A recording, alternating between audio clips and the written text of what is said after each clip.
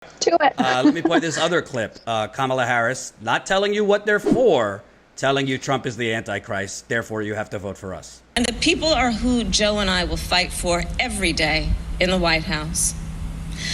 And let me tell you, as somebody who has presented my fair share of arguments in court, the case against Donald Trump and Mike Pence is open and shut. Just look where they've gotten us. More than 16 million out of work. Millions of kids who cannot go back to school. A crisis of poverty, of homelessness, afflicting Black, brown, and indigenous people the most. A crisis of hunger, afflicting 1 in 5 mothers who have children that are hungry.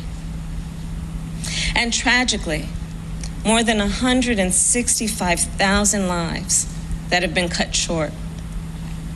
Many with loved ones who never got the chance to say goodbye. It didn't have to be this way. 6 years ago, in fact, we had a different health crisis. It was called Ebola. And we all remember that pandemic. But you know what happened then? Barack Obama and Joe Biden did their job. Only 2 people in the United States died. 2. That is what's called leadership. But compare that to the moment we find ourselves in now. When other countries are following the science, Trump pushed miracle cures he saw on Fox News. While other countries were flattening the curve, he said the virus would just, poof, go away. Quote, like a miracle. So when other countries opened back up for business, what did we do? We had to shut down again. This virus has impacted almost every country. But there's a reason it has hit America worse than any other advanced nation. It's because of Trump's failure to take it seriously from the start.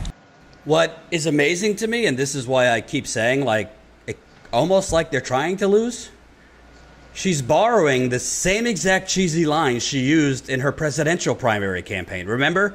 I'm here to prosecute the case against Donald Trump. She had to drop out before her home state. She was doing that bad. Again, she's not, she's just not a good campaigner. She's not inspiring. She kind of comes off a little stiff, in my view. Again, it's a good thing. A black woman is on the ticket. I think it's historic. But you're literally just taking the same canned cheesy lines that were a major fail when you ran for president and adopting it as your vice presidential nominee and taking it to Trump and Pence. Like, who are you trying to convince? You already, the people that you're speaking to in this language are already coming out for you. How are you going to sway black people under the age of 50, specifically under the age of 40? Brown people under the age of 40. Latinos did, Bernie captured the Latino vote, basically. Independents. Basically just telling them what they already know, Donald Trump is terrible, is not the magic potion to get them to actually take the act to either come out during a pandemic or take the effort to mail in the vote. And that's how you depress turnout. That's how you lose, even if it's by 80,000 votes.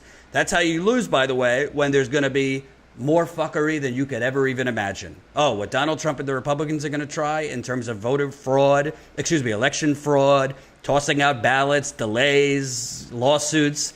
We're not going to see, there is no way the election is going to be for sure known on election night, unless Biden were to win by a blowout, which I don't see as happening. So we've already established they are running Hillary Clinton's campaign on steroids. It's down to not reaching out to or appealing to true leftists and progressives. They think they don't need them. This is giving a middle finger to leftists. I mean, Tim Kaine was a middle finger to leftists. I would say Kamala Harris is a middle finger to actual progressives, because progressives didn't go for her during the campaign. I mean, look at data for something polls. It's college age students. She was always ranking very, very low. So Biden could have even given off the appearance of giving a damn. I mean, Karen Bass isn't my, like, capital P cup of tea. She's not capital progressive, but she would be better than Kamala Harris. Barbara Lee would be better than Kamala Harris. It would have cost Biden really nothing to choose somebody along those lines. It's not Nina Turner, but it's better than Kamala Harris. And he chose this. And not only that, to me, either they're giving a middle finger or they truly don't understand the composition of the Black Lives Matter movement. You and I have both covered these protests. If you took a poll of the hardcore activists and the hardcore BLM people out there, I don't think Kamala Harris is their top choice for anything. I mean, most young people under the age of 40, definitely under the age 30, who are out at these protests either know her record or will find out very quickly. And the younger generation is not married to the Democratic Party like the older generation. So I think that this is, listen, a lot could change. Of course, what's different about now than 2016 is, I mean, we're at 165,000 people dead. That number is going to keep going up. Trump, I mean, to be clear, Trump has mishandled this and then some. I do think, even though I'm not a President Obama fan, I think if he were president during this, it would be different. We'd still have a lot of death, but at least we'd have some competence. We wouldn't have this science denying and sniff hydrochloride and all this craziness. So on that, I think anybody would be better, of course. And let's not forget, these are real people who are losing their lives and the families wrecked in their wake. However, the polls are still, the national polls right now are showing Biden up by 8. That's significant, but it's not 15 to 20. And I just don't see Kamala Harris giving him the big bump he needs. She's a good debater. I think she'll have a good debate against Mike Pence. She's not a particularly uplifting speaker. And they're not running on anything. They're not running on Medicare for all. They're not running on a Green New Deal. They're not running on universal paid sick leave. They're not running on a new Deal with a government jobs program to deal with this mass unemployment. They're running on tax credits. They're running on job retraining. They're running on, what did Biden say? Learn how to code? I mean, oh my God, this is like The Onion. I wish this were like The Onion, but Biden has said things like, people could learn how to code and artificial intelligence. Yeah, the forklift lifter will learn how to code. So I just think he's really missing this movement, too, because of course, with the George Floyd murder and Breonna Taylor's murder and so many Black people, like the murder of so many Black people at the hands of police, they're really missing the moment. Joe Biden wants to increase police funding, and then he orders the top cop, as Jordan said at the top of the show. They just can't see beyond themselves. They think that everybody's just going to love them and all of their centrist policies, and they just don't see it. It's unbelievable. And I also want to draw to your attention, and this is just, to me, like, it's sad, but at the same time, it's not shocking at all. Where was this? Oh, I lost it. Let me get it from my Twitter. By the way, while you find it, I also want to mention in that clip, that was the clip that talked about Ebola, and she was saying if Obama handled Ebola so much differently, and she said, what was it, only 2 people got it or only 2 people died from the U.S., I can't remember. And so she's comparing that, which is propagandizing the situation in a few ways. Obviously, it's horrible. Trump has murdered so many people by his inaction, by his disgusting propaganda against mask wearing and good practices to keep the spread down. But Kamala is twisting things very specifically, very strategically, in a way that isn't true. And I think people see beyond that. Like, you can't compare Ebola and COVID. This is so emblematic of what's going on. I tweeted this. Look at this. Joe Biden's campaign declined to comment when asked if he supports Kamala Harris's plan with Bernie Sanders and Ed Markey to provide $2,000 every month to millions of Americans during the pandemic. Let me read a little more. This is from the Washington Post. Her positions are, I think it's fair to say, a few ticks to the left of where Biden has been. Yes and no, said David Hopkins. a political scientist at Boston College. A spokesperson for the Biden campaign declined to comment on whether the campaign supports Harris's effort to provide $2,000 monthly checks throughout the crisis. The spokesperson also declined to comment on Harris's Relief Act, which, in addition to banning evictions and foreclosures, would bar landlords from reporting unpaid rent to credit agencies.